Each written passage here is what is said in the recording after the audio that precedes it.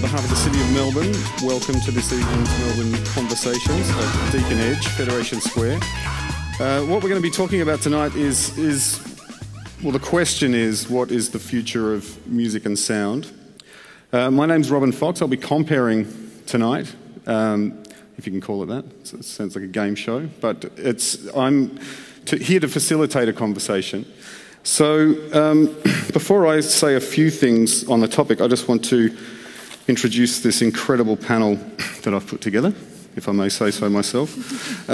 We have Danny Zavala on the far end there, who's a curator and a scholar working across experimental film and sound. She's recently been appointed the co-director of the Liquid Architecture Festival, which is a fantastic sound art festival that happens here in Melbourne. So I'm very much looking forward to Danny's perspectives as a curator of sound. Then we have Phil Brophy, who is an artist who works across all kinds of disciplines. He makes films, interactive installations. He does have sound at the centre of a lot of his work, and he's also an author and a frequent commentator, but most importantly a person that I want to hear the opinion of on any topic. So I thought I'd invite him here to see what he has to say. We then have Gail Priest, who is a sound artist and also a commentator, an editor and a writer, and is one of the stalwarts of the real-time team. And we have Hamish Innes-Browne, a research fellow from the Bionics Institute here in Melbourne, where among other things he's working on improving pitch perception for people with cochlear implants. So we have a range of views on the future of music and sound, and I'll just say a few things just to get things started. So I guess the first thing is, why would you talk about music and sound? And I guess I just wanted to contextualise that a little bit. And in my career as an experimental music maker, one of the most annoying words that I've had to deal with over the course of that time is music. It's a very restrictive term, and it limits very much any kind of conversation around sound to a very sort of linguistic and reductive area. So I just wanted to say that I want to talk about things other than music, but I also want to include music. So whereas music is a reductive term, sound is kind of it opens the debate up to sound as a physical thing, sound as a cultural thing, sound as, you know, all sorts of other things. And why the future? That's probably an even better question. I'm not entirely sure. I think I enjoy speculation and I enjoy thought experiments, but there's obviously a danger talking about the future, and I sort of just quickly, for a laugh, today looked up a whole lot of disastrous predictions just to present, get myself ready for some disastrous predictions that I'm probably going to make today. And there were a couple of my favourites that came up. Was the Beatles have no future in show business, was something that a Decca Records executive put forward. The horse is here to stay, but the automobile is just a fad, was another good one, I thought. This telephone has too many shortcomings to be seriously considered as a means of communication. Computers may one day weigh less than 1.5 tonnes, was something in Popular Mechanics in 1949. And my favourite one, I think, was Charles Darwin saying, "I see no good reason why the views given in this volume should shock the religious sensibilities of anyone," in his foreword to The Origin of the Species. So, but I guess more importantly, what I'm interested in is this idea of speculating further into the future than tomorrow or next week, but sort of, what's going to happen with music and sound in 200 years. Because Tony Abbott's told us that global warming's not happening, so we don't have to worry about any sort of cataclysmic stuff. We can just enjoy ourselves, and in 200 years, will we be in a situation where, the institutional music venues that we see around us are currently sort of full of the music of 200 years ago. So in 200 years, will we see the same thing, or will we see something different?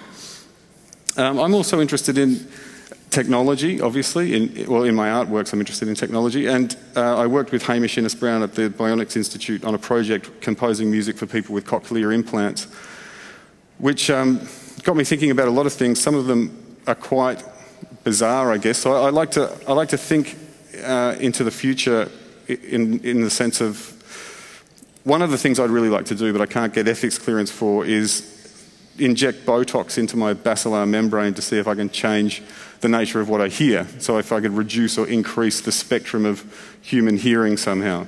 And it's a terrible theory, as Hamish will probably attest, and would probably do a lot of damage. But the idea would be that by changing the structure of your body, could you change the range of human hearing? And in changing the range of human hearing, how would you deal with that neurologically? So if I could change my ear mechanism so that I could hear frequencies below 20 hertz, would my brain experience that as sound, or would it be experienced as some other phenomena? And also, if I could overstimulate my auditory apparatus so that I could hear the internet, what would that sound like? Would it be as bad as it is in reality? But I've got a whole bunch of questions, but what I'm really interested in is starting a conversation with these people about sound in the future. But given that if we're going to talk about the future, technology is a good place to start. So unfortunately, Hamish, I'm going to start with you. But I did want to ask you, in your work at the Bionics Institute, whether you see any future, not in a real sense even, but also in a speculative sense, if you see any future for implanted technologies that could potentially send sound straight to your auditory cortex, bypassing the sort of exterior. Because at the moment I think that technology exists for people with impaired hearing, but I'm thinking, is there any sense that we're going to get to a point where it's an expansion of existing facility? I don't want to make any disastrous predictions, but probably eventually, yes. Before we start on that, I can tell you one thing you can do now to change your auditory apparatus and change your hearing, and that's just to go like this. So if you do that and you can extend it, you can take the analogy further and use giant tubes or whatever. Yeah, right.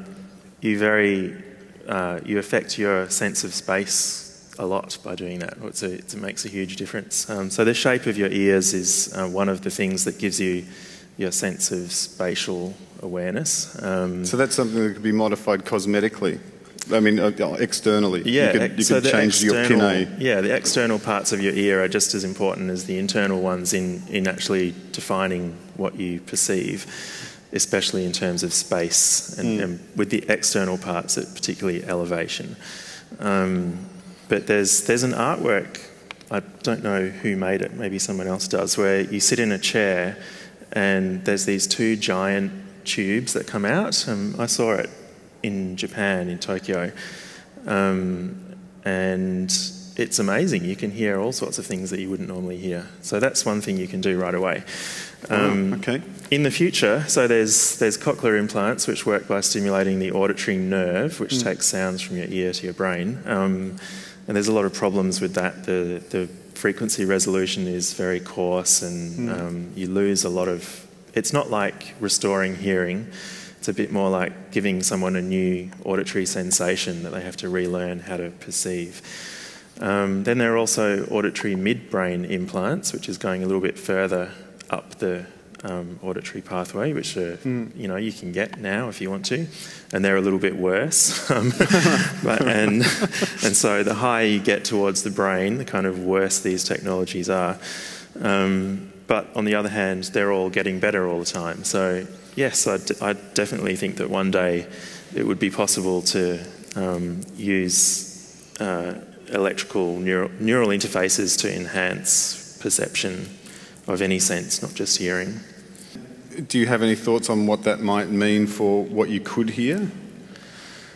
Well, it would just purely depend on what... So there's all this kind of radiation and energy out there in the world, and you can use different transducers to intercept some of it. So it would just depend on what you wanted to hear, really. I mean, even now with the cochlear implant, you can choose the frequency range that you want to hear. So conventionally that's set to normal hearing ranges, but it doesn't have to be. You could set it to ultrasound if you wanted to. I don't think that's ever been done, but you could do that. Excellent. And so what do you think that would sound? Would it sound like anything? I think it would sound, if you were to do that kind of shifting of frequencies down into your normal hearing range, it would sound as those frequencies do sound now. But obviously there'd be you'd have to relearn how those frequencies interact with the space and your body and everything else to relearn the worth of that perception, I guess, would be an interesting thing. That's fascinating. Could I ask yes, yeah, please. So if the proposition is that, you know, we're doing that with a healthy ear, that, you know, Robin desires this augmentation, how does that work with the very kind of physicality of the sound wave itself? I suppose if it's an external thing, you're still going to feel the physicality of that sound wave. But if it's more a matter of a kind of direct input from like one device into your brain, then we're losing that whole kind of vibratory sense of the body, yeah? Yeah. I guess I'm thinking, so most of the people who have cochlear implants, and I'm sort of shuttered in my viewpoint a little bit, they have no sound sensation at all. So they would experience, you know, for low frequencies and loud sounds, they would experience that, you know, your body cavities wriggling around and all that sort of stuff. But they wouldn't have that problem of a mismatch between their natural hearing at the same time and the signal that you're sending in. But I guess, yeah, if we're doing it with someone with normal hearing, you'd have to match those things up or else block their ears. It is a problem currently. So people who have highly impaired hearing in one ear and fairly normal hearing in the other ear, they can have a cochlear implant on one side and either nothing on the other side or a hearing aid on the other side. And what happens is there is initially a mismatch, and it sounds, I mean, I'm saying this as if I know myself, which I don't, of course, it's just reports, but there is initially a mismatch between, so the sound, like it sounds like two separate things, but over the course of weeks and months it apparently merges into a single perceptual experience. So your brain kind of manages it somehow. I think the interesting thing working on that project, making music for people with cochlear implants, was that point at which there's a line between, we were talking about this the other day, of sensation and perception. So sensation is the physicality and the physical vibration, your experience of that through your sense organs, and then perception is what your brain does with that information. And there are all sorts of instances like the missing fundamental where your brain actually does work and produces sound that doesn't exist in the physical world in any real sense. Your brain will fill in the gaps. Yeah, it's always interesting to draw that line between the physics of what's going on in the world and then how you perceive even something like pitch or frequency. It's not a straightforward relationship between frequency and pitch and loudness and all those sort of things. So does anyone else have any thoughts on that, the idea of augmented sense perception?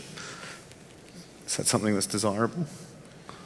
Well, I just wonder how you know, taking that supposition of you're a healthy person and then, you know, like I'm very interested in having information streamed directly to my brain, of having the implant of the thing, because, you know, it just saves me getting out my... I mean, I was really excited when I finally got a smartphone and I went, this is that one step closer to having information piped to my brain, in that, you know, anything I need to know if I'm in, you know, some kind of country that has Wi-Fi that I can afford, I can look that up. And, you know, then I say, well, it's not very hard then to get it to the next level. But with the questions that you posed to us, I did wonder, I'm not sure I want that with music. Right. Because of that physical sensation. I suppose you already hear music in your head, you know, as an abstract concept when you're going to sing to yourself. But, you know, I was just thinking about how different. I suppose I don't do a lot of headphone listening for leisure music. I do it for mixing things. But yeah, the idea that I would be out on the street and then going, well, I actually want that to come directly from inside my head.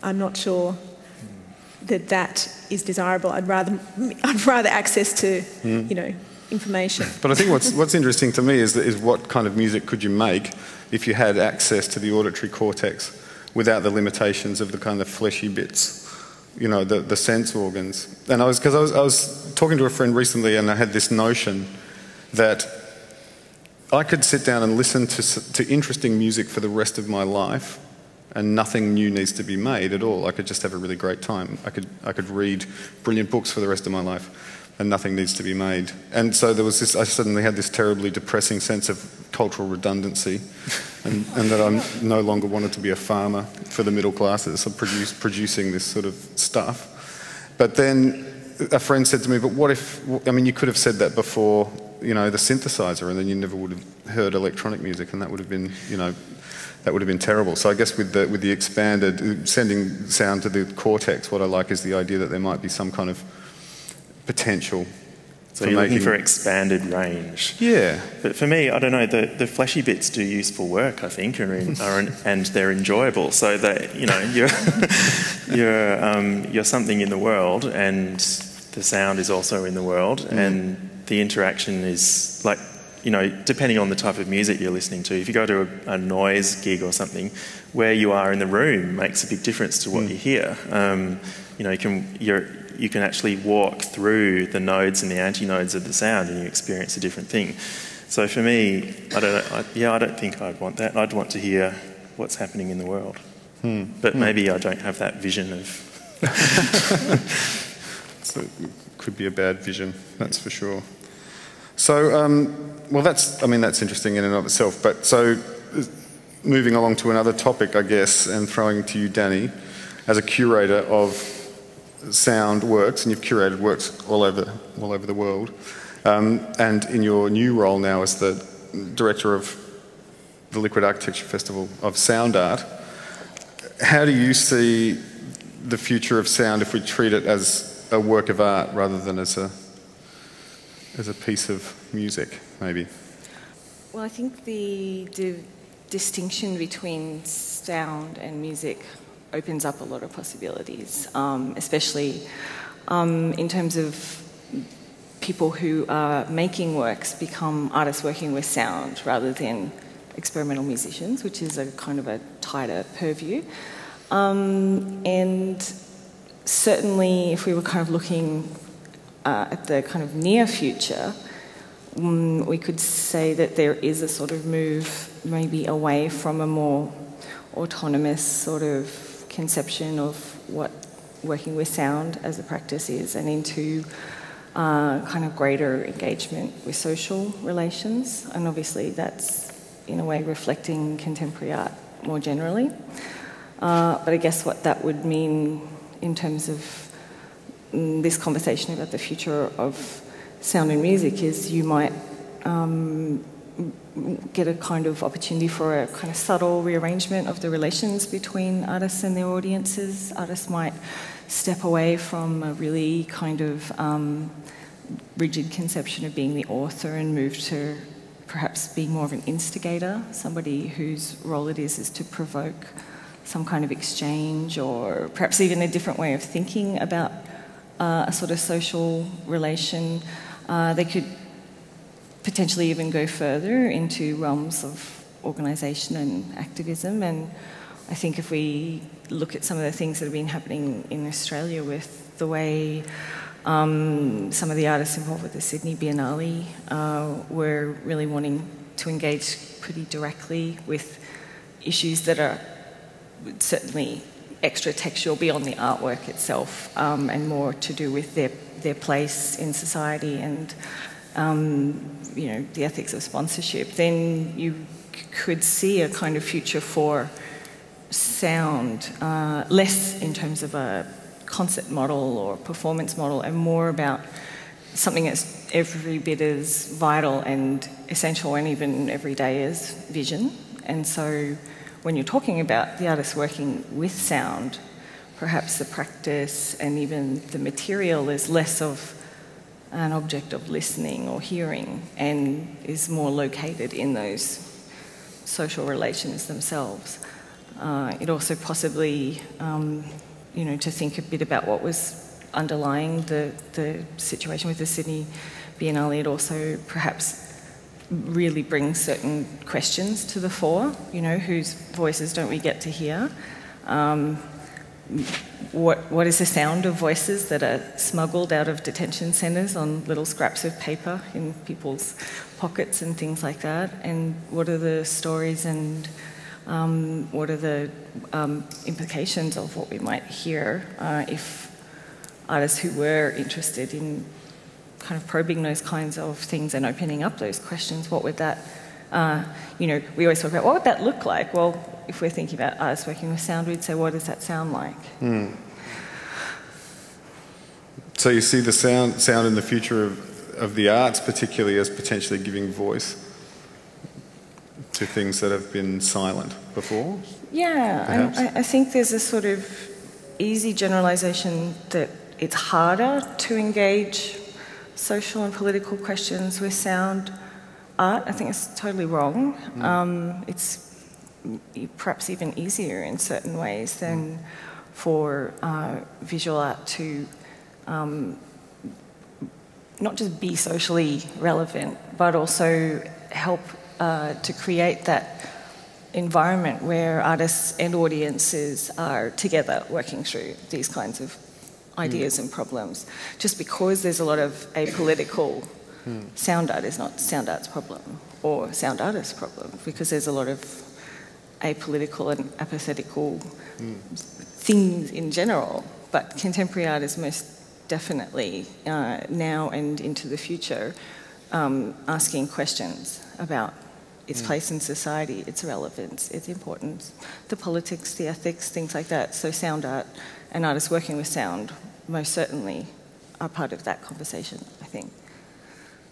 So Phil, in your experience using sound in galleries, for example, in visual art contexts, do you think that there is a kind of mismatch between those forms? Do you think sound's got a future in galleries, or does it need another place?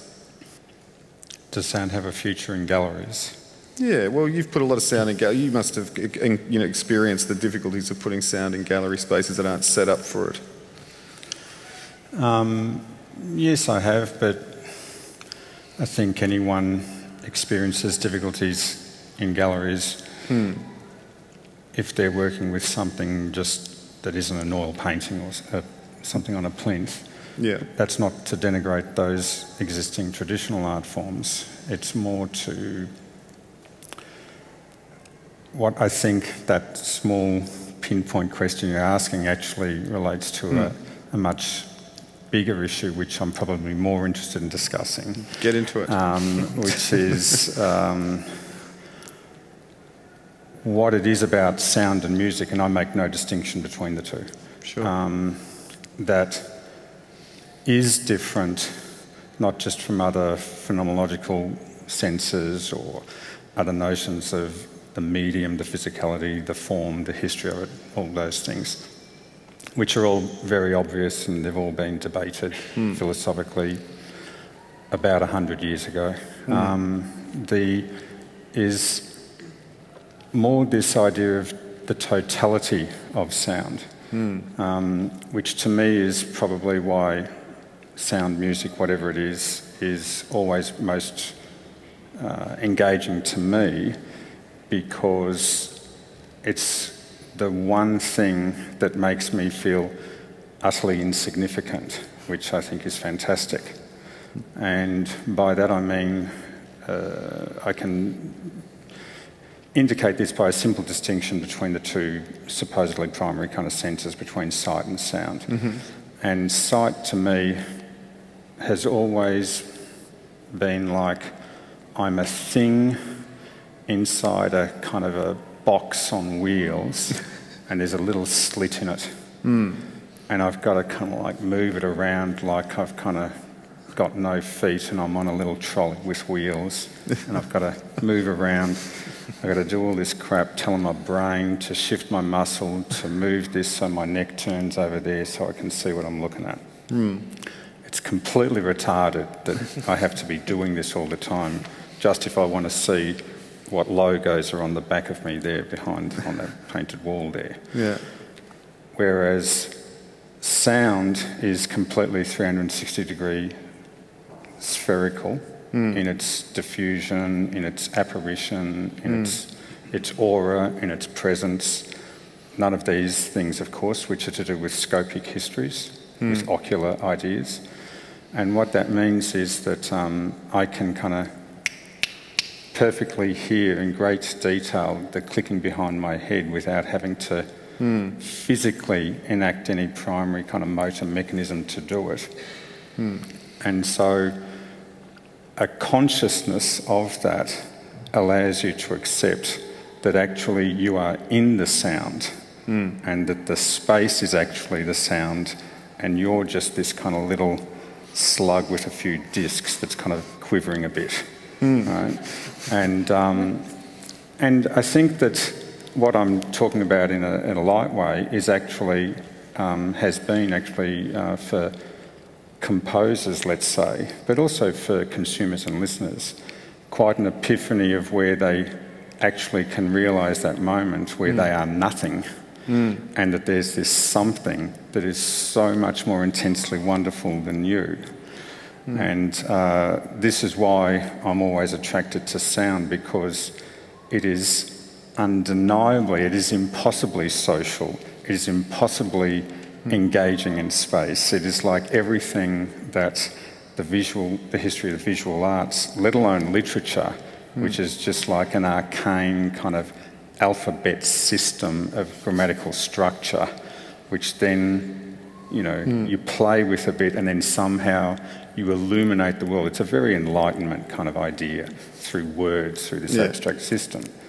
Whereas sound and music, which is, I guess, why some people are interested in here today, I think does tacitly lead many people to touch on this thing that's so much kind of bigger than what you are. And I think from my viewpoint and everything I've done over the God knows how many years is actually about abjectly accepting everything to do with that, no matter what it is, no matter what the content, no matter what its cultural hierarchical position, no matter whether it's completely irrelevant to everything that is considered to be contemporary. Right.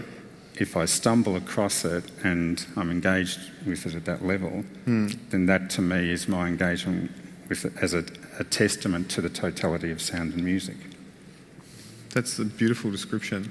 And do you, but because one of my gripes... So in terms of a museum, it's like, that's just like a flea on a dying dog. You know what I mean? It doesn't mean anything. I forgot about the museum halfway through what you were saying. But because I'm getting old, and I don't know whether it's accumulation of being on the planet or what it is, but I'm getting annoyed by things that didn't used to annoy me. And I want to know whether in your openness to this kind of, you know, cornucopia of sound, do you... I've been designing this little Swiss Army knife device that you pull out like a little telescopic arm with scissors on the end of it so I can snip speakers in public space, because I just can't stand the vibe generating machine, you know. I can't stand it. It's a better thing. It's just a water pistol with water. Does it work? Yeah, just keep doing it until the speaker shorts. Well, there you go. You've saved me a lot of engineering there. That's good. But basically, I mean, how does this, what I call the vibe generating machine, how do you cope with that in the world? Is that part of the... is that an ecstatic experience? Absolutely. The other thing about sound as opposed to sight is sound is so intensely present. It's just the present tense. So when they were working out grammar and trying to figure out what is the present tense, I think they were trying to figure out what sound is. And so sound is something that completely happens when it happens, as it happens. As opposed to reading or identifying an image or doing something like that. There's all these lags and modulations and interpolations. But sound can just kind of, well, for me, it just kind of hits me. And it will hit me differently even through repetition. But whenever, one of the things I've ended up kind of accidentally devoting a lot of my time to is actually writing about sound and music. Right. And specifically tackling this idea about how supposedly impossible it is to write about anything. It's like, dude, it's language, it's words, you got an experience, you have some perception, and then the more important thing that you left out, consciousness of the perception and awareness of what you actually perceive, right, to reflect on it. And then use words, you know. But the whole sort of Christian, Judeo sort of, you know, post-enlightenment hang-up that, like, sound and music, it's just the emotions, it's the heart, blah, blah, blah, blah. And it's like, it actually is a great thing to engage with in terms of writing about it. And I feel confident that every sound in the world I can actually write about because I just experience it and then write very quickly. Okay. And I'm writing with the vibration. Isn't the criticism of writing about sound that it's adjectival all the time? I mean, you can't write anything other than describe what it's like. Sorry? Isn't that the criticism of writing about sound? Isn't that one of the supposed problems with it? I just don't... Well, first off, I think that there's a long-standing dumbness in the writing about sound, and I think a lot of that's to do with, like, really tacky aversion to kind of destroying the mystery of music and sound. It's like, you know, life's a mystery, you know, like, just deal with it, you know, and if you want to supposedly intellectualise it or discuss it or debate it, you've got to use language, you've got to talk about it, get over it and find a way to discuss it, as opposed to just describing it or just reciting what the artist kind of said they were doing, etc., etc.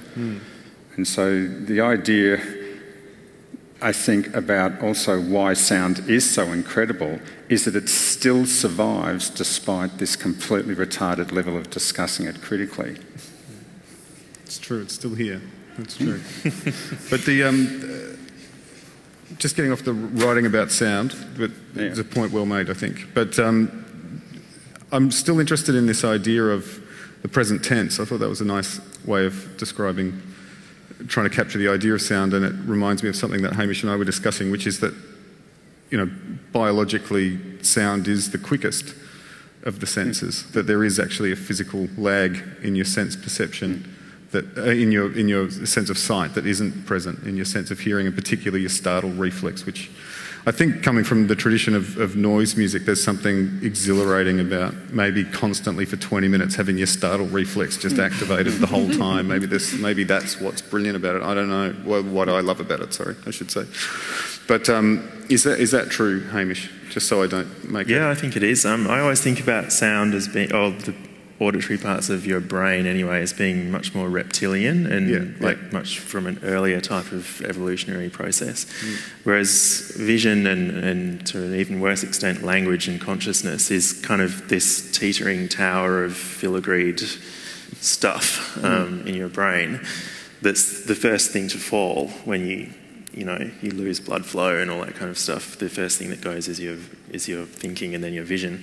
But your sound stays much longer, and you know, it can wake you up from sleep and all these sort of things, because it's a much more, I think it's a more primary sense. And I totally agree with you about being immersed and the annoyance of having to turn around and all that kind of stuff. You see, my understanding of that was that the auditory sense is actually there in order to facilitate your visual sense. That's why you kinea this way, and you have to find the phase relation of a sound, which then orients your visual sense, and then you move towards that, and the whole point of that is to find out what's making the sound. You know? Yeah, so I guess in a really kind of basic evolutionary sense, you know, if there's something that goes bang or a tiger or something, then you localise it with your ears first, and then you turn around and see what it is, and then think about what to do. And that all happens much... You know, and then there's the reflexes as well. So you can actually start to act before all that cognition and so on has occurred. You can start to move and start to act before the rest of your brain has kind of caught up. So I can't remember what your question is now. I think what Robin was leading to, were you kind of like, are you sort of bemoaning the present? Bemoaning the present? Yeah, not the present tense, but, you know, the current situation of sound and music. Oh, no, I'm not bemoaning it. I just get bored easily, so I'm always trying to look for the next thing. I'm not. I know. You're never bored. It's just, I'm never bored, and Australia's the only country where I'm treated as a nihilist and a negative person. Everywhere else, they think I'm abundantly optimistic and positive about everything. And so I'm here to say that's what I am. Because this idea that like there's too much music, MP3s are bad, it's like, get over it. There's such fantastic stuff happening all the time. Sure, and there's so much of it, and it's if you choose to look at it in a depressing, debilitating way, and a concern for where we're going from here. It's like I don't think I'm concerned about anything. I think I'm much more curious. I'm just curious about it. I just want to, and also when I'm making things for some reason, and this I don't think it's a hang-up about avant-gardism and modernism at all, but I always want to make experiences that no one's ever had before, and I kind of like that. I like it if I can make something and go, oh, that's never happened. Like, there's no way in the coordinates of the universe that that's happened before. So when you say something like that, I often think of things like, which has kind of been a quite interesting thing probably in the last kind of 15 years, is that all the major writing that's actually on the consciousness of sound has actually come from quite arcane historians who have no interest in sound or music or have any direct bent to it.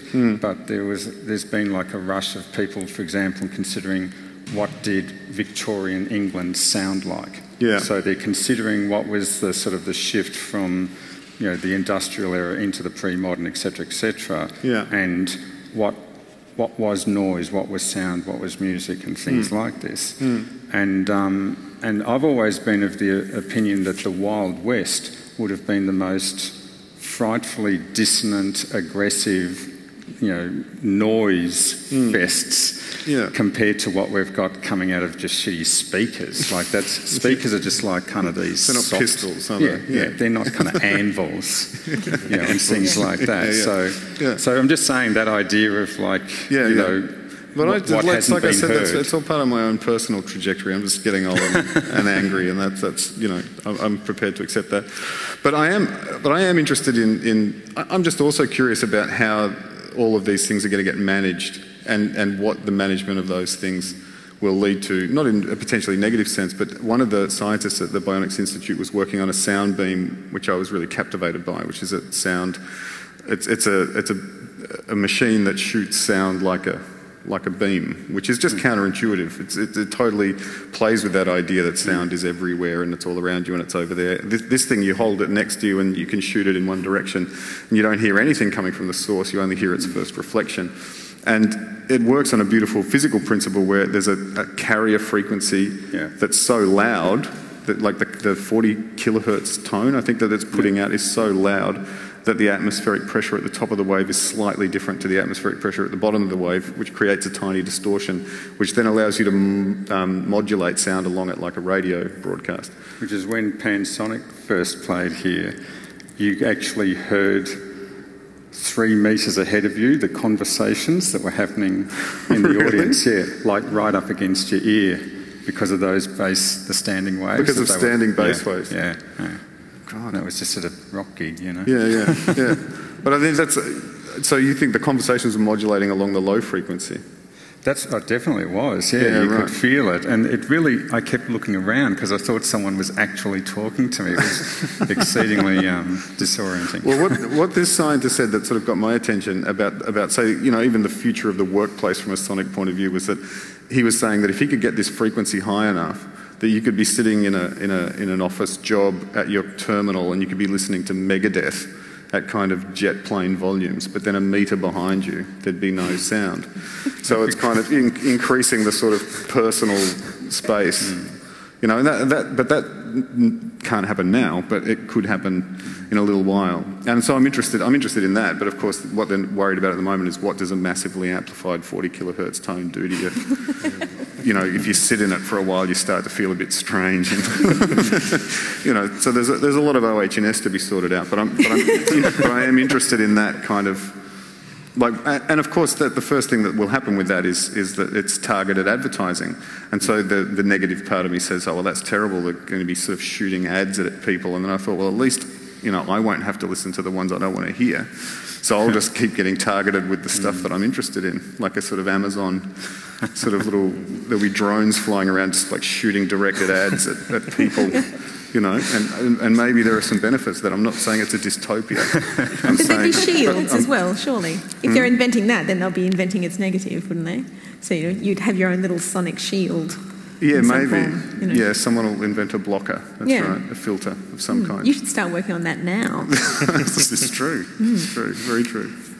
Robin, I think that we're making light of the speculation of these things in the future and stuff like that. But I think because it's such a fantasy to think in the future. There's a certain liberation in, okay, this might have, you could do this, these might be the applications, but it's kind of like a Twilight Zone episode. You're always bound completely in your own kind of present in kind of doing that. And which is why I said I have no interest in the future, because I think it's kind of more productive to reflect and analyse on what's kind of happening precisely in the present, be it in social kind of situations or political situations or physical sensory things. It's almost like there's enough information around to inventively just kind of not even project think, but just analyse, like creatively analyse to find a new way to discuss it or set up a series of debates of like different views of is it good to have space, you know, with sound, you know, is it not good, you know, what are the pros and cons, etc., etc. And that's kind of a healthy kind of sonic culture, because I think what Danny's talking about, as I understand it, of the purity of sound art that's kind of like channeled itself a bit that kind of way. It's like its original legacy was to be quite intense and investigate these things, but in that way it ended up kind of somehow going, it's like it was stuck in a time machine at Mills College kind of thing, you know, it sort of had that sort of feel about it, which is fine for research and kind of going, but then it's like then when you just sort of look outside the door or just consider things a bit wider, it could give new readings of those things, you know, and even re-evaluations of what originally the experimental artists were doing. You know? Yeah, for sure. Do you think that one of the problems is that a lot of people out there don't really listen to anything ever? No, everyone listens intensely to many things all the time. When they talk about it, that's not necessarily what's reflected. So I have complete faith that like every moron is actually having this intense musical sonic experience. But they couldn't describe it to you. But but going back to this idea of the consciousness of their perception, are they conscious that they're having this?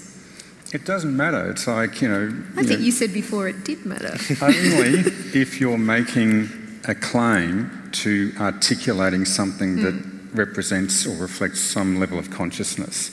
If you do that, then I've got my guns ready for you, kind of thing, right? But if it's kind of like, if it's just someone says, that's fucking awesome, you know, like, who knows what amazing things have gone on inside in their head, you know, and their being to experience that. And I would never presume that there was something thin or anemic or... No, but I wasn't necessarily thinking that was posing that question. It was more...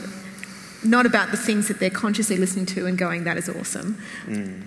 The rest of the stuff that you actually do need, you know, like music is there, sound is there, but to engage with it in a I was thinking that music is almost like this surface with contours, and then noise or sound itself is like the grain, you know, looking at the very kind of minute grain of things. And that to me is kind of the difference between... a total difference between how I listen to music if I'm just sitting in my kitchen and cooking, or when I'm, you know, go to a sound event and listen for something in particular in that. And it is a different engagement. So even though music and sound is all around us, we do block out huge amounts. We block out all the detail, you know, when it's not useful to us, you know.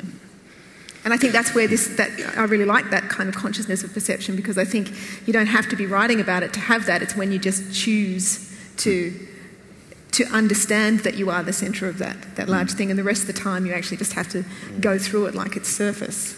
I think a lot of people might not have that awareness sometimes. I don't know.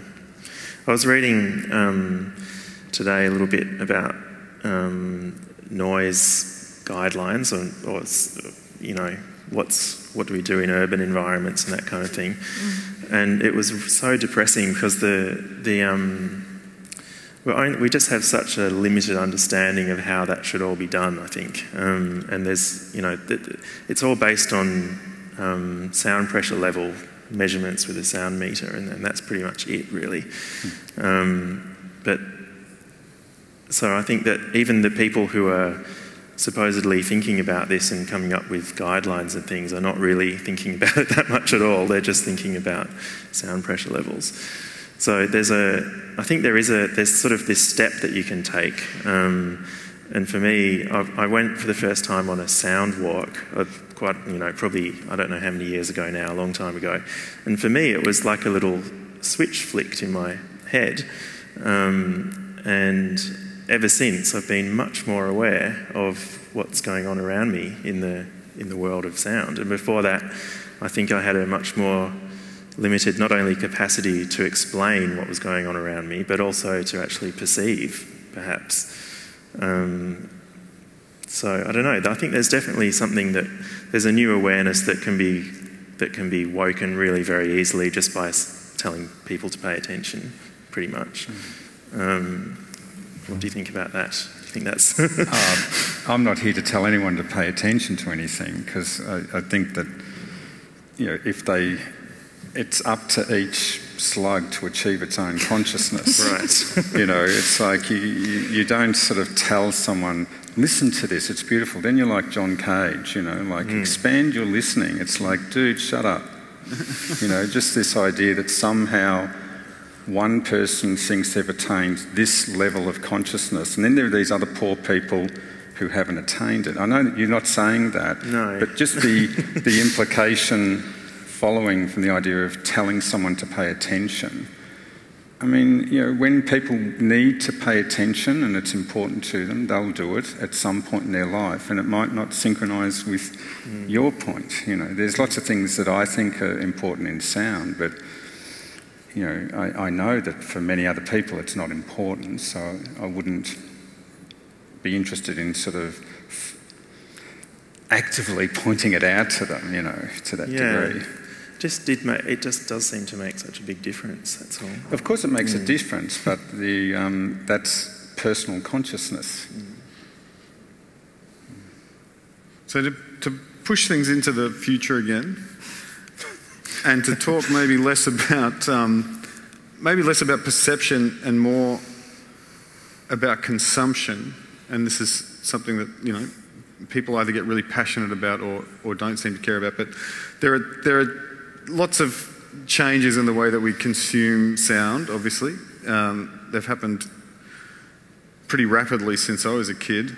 I don't know why the Laserdisc didn't hang around, but it didn't. But now we're in this situation where we do have access to apparently almost all music at all times, and it's all kind of free.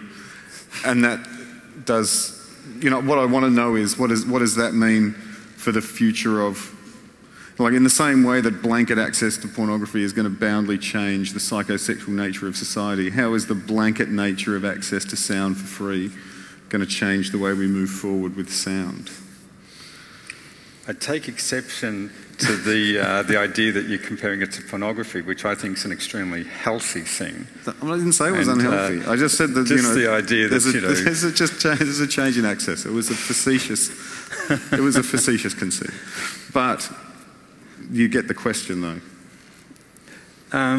Yeah, but maybe if someone else has got some more distinct, you know, like a more serious line on that, because... Well, it's just an idea, but sort of similar to what Hamish was saying about just having things pointed out for you. This possibly is a very self-interested thing to say, but maybe that's where curation actually does become more important, if not necessarily by some sort of formal or institutional means. When you have a surfeit or an excess, finding some way to manage that and in some way organise your playlists so that you don't feel anxiety about what you're not listening to, but rather have some sort of, schematic way of going through things. And again, to kind of think about it in Hamish's sort of terms, I think for a lot of people there's often a kind of originary moment or a time they can go back to when they first realised there was more to sound than just the sort of ambient wall of textures that you're presented with, that you could go on a sound walk or you could have an experience at a show where an artist did something differently that maybe made you hear the world differently and maybe made you hear things that weren't even music and weren't even anything to do with the show in a kind of special and meaningful way. And, in psychology there's a term, I think it's expectant attention. It's where you tell people to look out for something and then they see it or hear it. It's a kind of cultivation thesis. It's been pretty roundly debunked, but then it also seems to have a weird kind of, persistence at least. And certainly in terms of thinking about curation as a very kind of broad idea, as in more just people corralling a bunch of stuff into a place and that's where you go to look at something or listen to something. If you know there's a kind of organising principle or a thematic around that, then sometimes that can help you work through that sort of sense that there is beyond your mind's capacity to not just imagine it but take hold of the amount of stuff that's out there, and maybe offset some of that fatigue that can happen when there's just too much of anything. And I think it's also interesting you're seeing the kind of return of little societies and little groups of people who go through things together, whether they're reading groups or little other kinds of breakaway smaller groups within larger ones of people who find a point of common interest, and that brings us back to the social, and that brings us back again to what you said at the start, Phil, about when you're in a space and you're experiencing something with your whole perceiving body, unless that space is empty but for you and the sound, you're also hearing that through that other person's body because of the way they're modulating that sound. And so the sound is existing through you as well as, in some kind of vacuum or void. So maybe there's a kind of optimistic. Yeah, sure. Well, I think that I was going to get to that next, which was maybe, obviously for those of us who make music now, there's almost no point at all releasing it into the world if you want to make a living from that. That's obviously finished.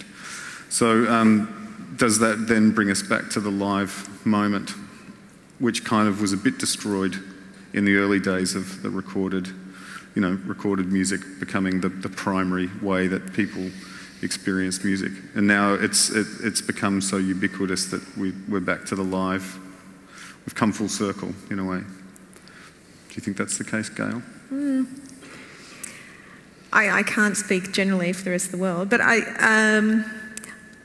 I just think in terms of my own listening, there are certain things that have far more value to me as live experiences, and actually experimental music and experimental sound is that, because I need the context and I need to be made focus on what it is in a very particular way that you just can't do with it as ambient listening.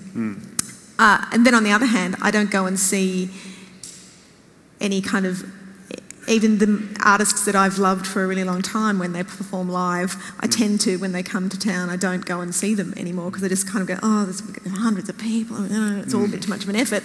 I'd rather actually just experience them in the ambience of my lounge room. So I don't know if other people are having that experience or if that's an age thing as well.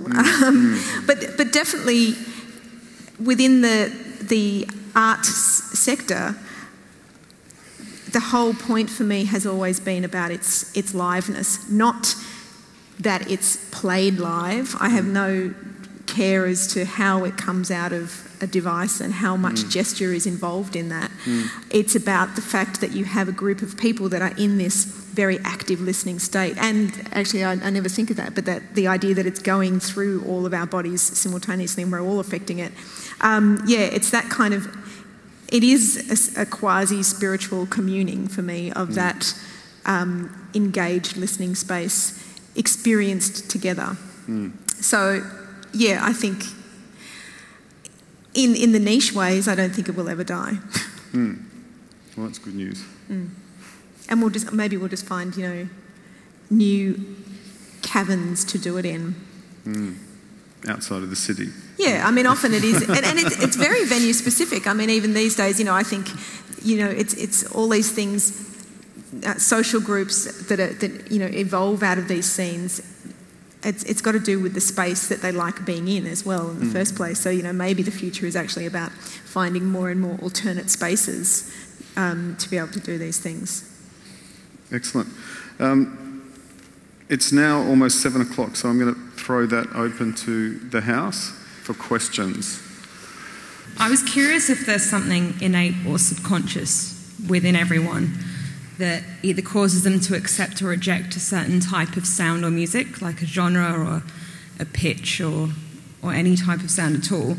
If you think that's changed over time, and if you think there's a way that can consciously be changed within someone moving forward as well. I do have thoughts on that, but they're completely personal, anecdotal, no proof of anything whatsoever, which is generally the way I roll. But yeah, I do actually think that there's an innate sense of something that really resonates with you, and in terms of a particular music or a chordal progression or a texture or something like that. And then there are all these levels of learned understanding. And I think the problem with people having, I just like what I like, is that they've never gone to the bit beyond into this learned appreciation of things. And so now, I don't listen consciously to the things that are the innate things that will immediately get me. I listen to all the learned stuff because it's about a challenge. It is about, constantly wanting to, I don't want comfort all the time. I want challenge. So I think it's about realising what you're listening to that is going to give you the warm and fuzzies, and then the things that are going to actually take you somewhere that's a more perplexing place to be in, I think. Yeah. There's one really old paper who I can't remember the name. She was a nun, and she was a music teacher in, it must have been the 30s, I think, in a girls' school. And it was right around, it was whenever the 12-tone music was starting to come out a little bit more, and everyone was, upset about it. And she was upset about it, and she set out to prove that that it couldn't be, that no, you couldn't learn to like it. So she played it over and over again to her music class over about a month, and they began to like it. So for those of you who don't know, by 12-tone music he means atonal music that doesn't have a tonal centre. Yep. So music that you can't really make sense of in terms of any of the standard progressions of the classical model. Colloquially known as plinky plonky music. Yeah, plinky plonky. And that's about all I know about that topic. Isn't there there is evidence to suggest that there is a natural scale in the world. There's the way things vibrate, they have harmonic resonance, they have a harmonic series. And this is what the people who talk about the primacy of the Western classical canon, for example, will argue that it is a natural scale and it is good in the world. I thought that until you play the piano, which is equally tempered and completely corrupt. Exactly, and gamelan music and all sorts of things. So I don't know. I think that's all been. But there are physical things that happen in your hearing apparatus that are to do with that harmonic series. I mean, there are things about the octave that are kind of special, aren't there, in the way that your body works? I think it's about objects in the environment, so they all resonate at a certain frequency and multiples, and that. And so if we lived in a different physics land, where things vibrated at according to their longest dimension. Like for a string, it's the length, and then instead of vibrating at half the length, they vibrated at 0.6 or something. Then I don't know. Maybe we would all have different understandings of what a scale should be. Yeah, and scales obviously vary across cultures to a great degree. Yeah. I think my favourite musical scale was one of the Chinese musical scales, which was set by the Department of Weights and Measures. And if the crops failed, they changed the scale, which was just hellish for the musicians, apparently. But I don't think that's in your ear. I think that's objects in the world. I don't think it's your ear that's doing that has that. Well, there are a lot of people, I think, who would argue that your ear has a certain sympathy for a certain kind of sound. And it is, I mean, that's because we're used to it, because that's how things are in the world, though. It's not something about how your ear works. Interestingly, Schoenberg, who started writing atonal music, for him it was the next logical step from the high chromaticism of Brahms. Music had become really dense chromatically, and the chords were really sort of complex, and he just thought, well, the next logical step is to make this music where each note has its own individual life, and it was considered a sort of a very democratic principle. And Schoenberg thought that by the end of the 20th century, people would be whistling his tunes. That's another terrible prediction about the future that never happened. I'm attracted to that music. I really enjoy it, but I have accepted over the years that I enjoy it really cerebrally. And I don't know if the rest of the panel do this, but I don't know if it's the same for everybody, but I use music largely as a regressive psychotherapy as well. And there's a point in the 80s where every piece of pop music makes me happy. It's like about from 1983 to 1986. Does that happen to anyone else? It's like a period in your life, and I'm sure it's to do with the period in your life. Maybe it's puberty. I was going through puberty then, so maybe it's that. But it's just every. You were a happy child. I think it's 90s Italian house music. We see. Unexpected, Hamish, but interesting. It's interesting that you say that about the relationship between your childhood and the sound and everything, because you do have a real emotion, and music always happens like that. Made no sense. Anyway, it was interesting to hear about the sound beams and the atmospheric pressure of the bolts of sound that are going to be coming towards us in the future. And I wanted to ask about the relationship of light and sound, and in particular towards your laser shows, Rob. I was wondering about, I know I've asked this a million times, but I always forget. And I think one of the reasons I forget is because I just find the experience so involving that I don't actually care. But I always wonder whether or not the light produces the sound or the sound produces the light. I can answer that pretty quickly, I guess. For those of you who don't know, I do audio-visual shows which are constructed synesthesia between electrical signals, sonic and visual electrical signals. And I used to work in a way where I would take sound electricity and make it visual, and now I work in a way where I take visual coordinates and make them sonic. So it basically works in both directions.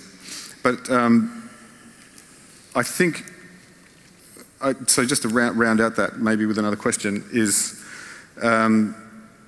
this idea that I read a great book by a guy called Gibson is his name or something. It's like the senses considered as a perceptual system from the 60s, from the late 60s. And it was one of, I think, the best books I'd read on sense perception, in the sense that it didn't really, I'm not an evangelist for synesthesia at all, but it did sort of, these discussions we've been having about the 360 and the frontal and what's serving what purpose, and Gibson just sort of had this feeling that all of your senses are a part of just a singular system, and it doesn't make sense to actually disaggregate them. So I guess that's the point I'm trying to make in those shows as well. I was reading the other day about this idea that you can foresee where civilization is heading based on the music that they're listening to at the current time. So the idea that music isn't just about the now, it's actually carrying a little bit of future tense with it, so you can kind of foresee it. And he's spoken about it in regards to classical music, which I actually have no idea about. But I was just curious as to anyone could comment on something they'd heard recently that might foretell a future based on the conversation of tonight. That's an interesting book. It's Noise, the Political Economy of Music, and it's written by an economist, which is, it's funny that I think my favourite book about music is written by an economist. But it is a fascinating book with a lot of strange theories. And I guess I'm not sure that I've heard anything that would be predictive in that sense, but what is interesting is that when he wrote that book, I think since he wrote that book, there's been a huge kind of multiplicity that's happened, and I'm not sure how he would approach the cultural change in the 60s seems, from a distance anyway, I wasn't there, but quite unified in a strange way. Now I don't think there is a unification or a unified cultural change. So because musical genre is so scattered, I'm not sure you could actually pinpoint one thing and say that's, predictive. I don't think there's enough critical mass behind anything, maybe. I'm not sure. That's my thought. I mean, that seemed very predicated on the modernist sense that each movement was going to destroy the movement behind, that came before it, I think. And so, yeah, I think if you look at it in that way, each of those movements did have that little thing that was going to be the break, that was going to say, now this is what we do and that's not what we do. But I think exactly the whole kind of open slather that is what we live in now means... it would be a lot harder to pinpoint. And the fact that we are constantly recycling, of course. So, we're all doing the backwards looking rear vision bizzo. Eloquently put. I just had a question coming back to the totality of sound and the way in which we feel it in space, and it's all around us and we are insignificant in its presence. And that this is probably about the future of curation, and whether when we curate sound, whether we need to go outside of mainstream institutions, and whether sound artists are actually going to get quite militant and move away from this purity of sound and this idea it has to be beautiful and it has to be music and it has to be noise in a particular framework. Sorry, I just ran down the stairs. And I suppose my question is, are we just going to go fuck the NGV or whatever and create our own institutions? Thoughts? Don't we already do that? Do we? Well, I mean, firstly, do these things need to be in big institutions? Like, I suppose what I've really always loved about sound culture, certainly in Sydney, is it's a particularly underground anti-culture. It doesn't want to go into the big spaces, and it doesn't want to apply for grants. And it's good that there are those things there, and some of us make use of them. But there's a core of people that just want to make the work they want to make, and they will go out and they'll find the spaces to do it. And it is a very kind of anti-institutional kind of practice. So if we do make another institution, I mean, it's very easily just going to be the same as all the other ones if it's called an institution, I suppose, or, if it's still trying to aim, and it, brings it back to the whole, ethics of sponsorship and this kind of thing that, does everything have to aim to be legitimised by being in these larger spaces? Why can't sound culture exist on the ground, in the everyday, in all the small spaces and populate those? Yeah, and I think to draw together, and that's a really good question, by the way, Camilla, thank you. I think to draw together the experience of going to a gallery and experiencing it as a sightless person would, and the fact that, there is this sort of spirit, I guess, brewing, and this kind of agitational history or lineage that doesn't always get a look in, which is the wrong word to use, but doesn't always get aired, perhaps. There seems to be a lot more opportunities, especially now, for, if not the creation of an alternative institution per se, or their equivalent, for the repurposing of existing spaces. I know certainly from friends who've come back from Europe with stories of the way urban space can be redistributed to artists when it's not being used for other mercantile or corporate purposes, if those spaces are convenient for lots of people to come to, then they will become the communities that coalesce around those kinds of practices, those artists. They'll develop a sound culture, or many sound cultures, and that's that kind of microtopias idea that that's then how maybe you can create a space that you never turn the lights on in. And so anybody, whether they have vision or not, can go and, partake of the practices that are happening in that space, rather than trying to take the blinding white cube and, make it, rearrange it so that it is good for the presentation of sound works. Certainly, there's a lot of urban spaces that could be really productively reimagined if they have lots of little chambers. That's a sort of perfect way to, imagine something like a festival or even some kind of, nightly, program.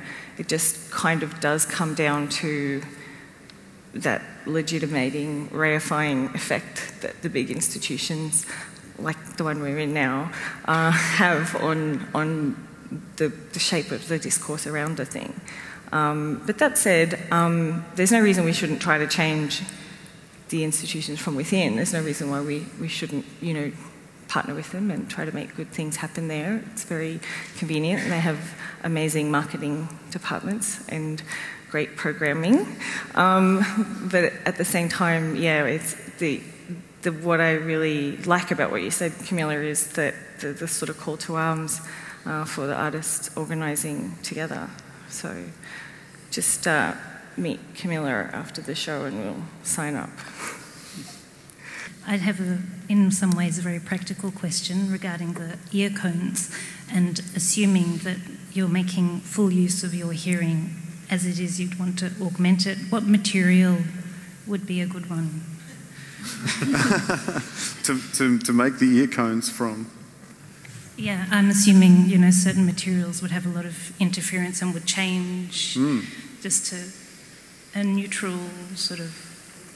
What do you think, Hamish? I think you could probably use any material, actually, and you just have to get used to it, because any kind of change that you make to your outer ears is going to affect the acoustic cues that allow you to position yourself in space anyway. So whatever you do is going to require some sort of rehabilitation almost afterwards. So you might as well just go huge and make it out of something big and light and make them as big as you can, I'd say.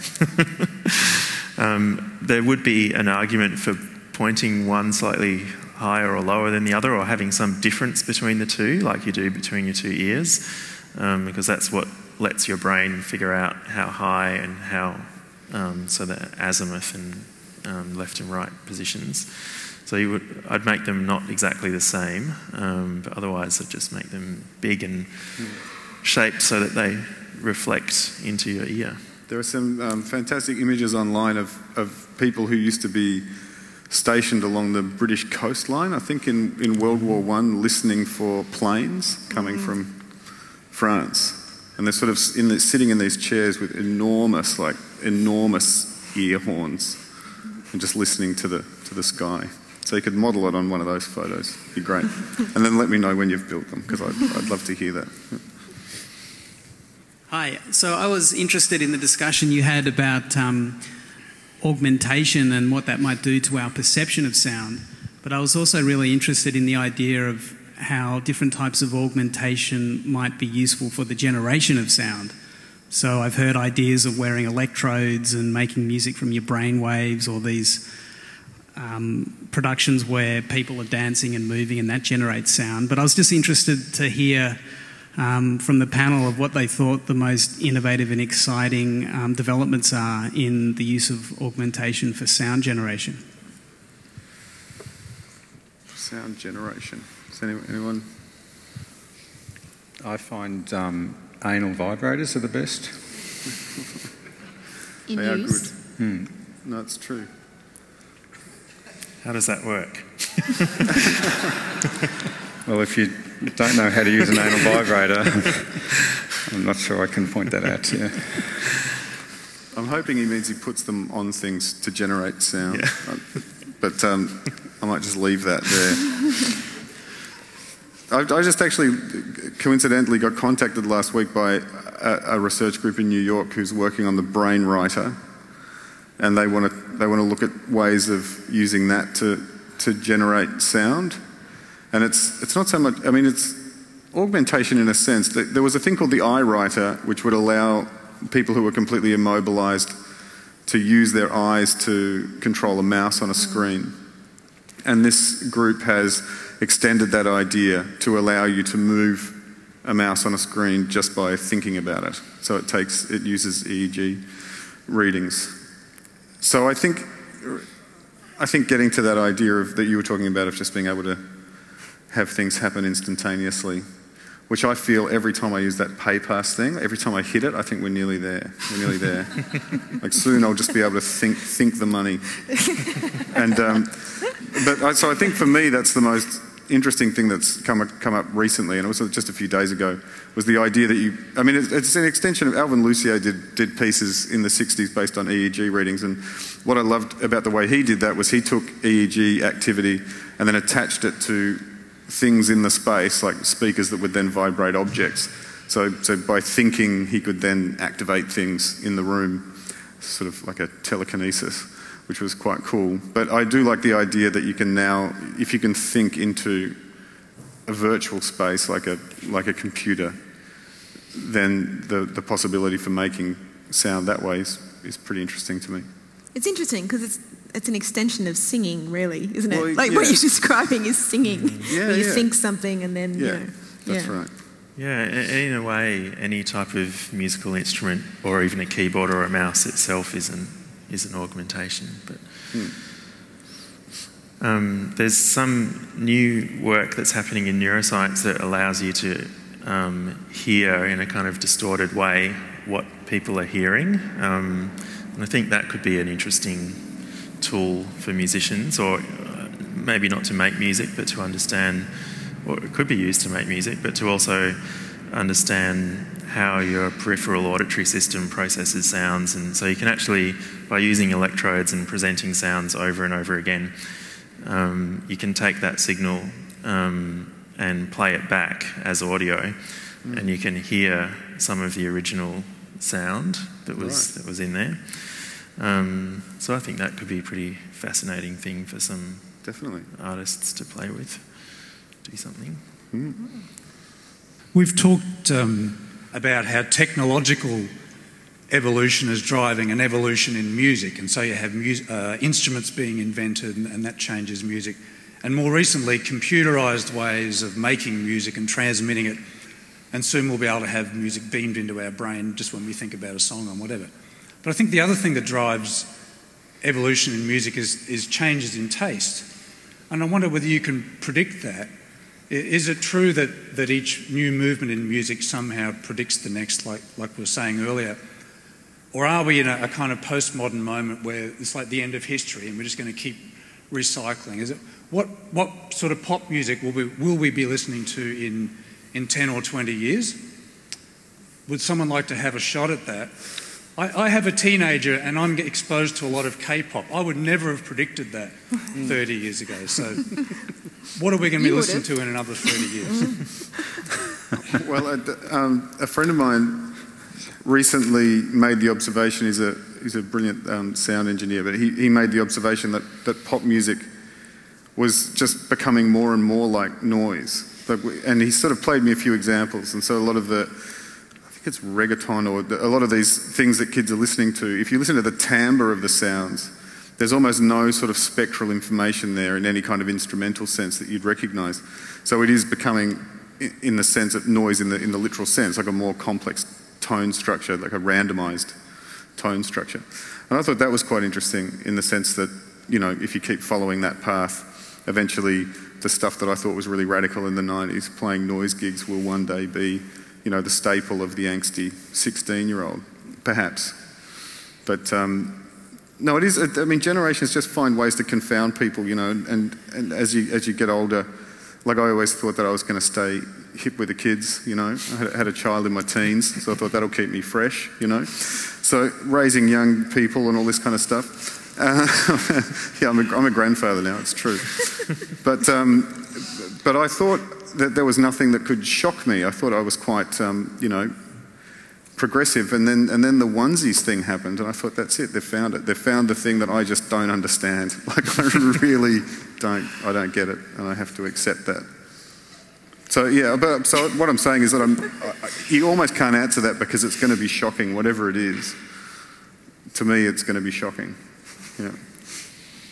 I don't want to predict anything, but I think the core issue, though, is how you actually alternate between sensation and perception. That is, what's the moment where you're reading, identifying, acknowledging, interpreting something that happens to be musical, and then what's the moment when it becomes completely alien and abstracted and makes no sense, appears to have no relevance, and appears to be nothing but distortion of content rather than any purely delivered content. And the thing is that that's a very humanist distinction between how you as a receptor exist and how sound exists outside of you. And the whole evening has kept going to a kind of like a sort of Collingwood-Carlton sort of binary that sort of tends to place some notions that there are things that are intensely abstract and pure or investigative or experimental, and then there are these other things that have just kind of devolved into just language, be it pop music, be it song, be it these sorts of things. And the thing is that itself is, first of all, it's very Judeo-Christian, it's very binary, it's very Collingwood versus Carlton. And the thing is, in the actual reality of things, I don't think those things actually get held in any place whatsoever. So, for example, when I first encountered Webern, I found it intensely pleasurable. And I had no idea why it was pleasurable, but there was nothing cerebral about it to me whatsoever. Right? And Schönberg was kind of cerebral, but only because of the way I had been told to listen to Schönberg. And then I remember when the Schönberg ensemble came out some years ago, and they did some early Schönberg pieces, and I was just listening to it, and it was like, oh, right, he might have programmatically thought analytically and intellectually to put the music together in this way, but somehow sound has reigned supreme. Like, the sound of what he did actually is what's in front of me. And so everything else that he was talking about in his messianic way of kind of creating a new grammatical hypersystem, it just kind of evaporated. And I thought, well, I don't care how you got to do it, but what you've done and what I'm getting now is something that's a complete fantastic experience to me as I'm kind of listening to it.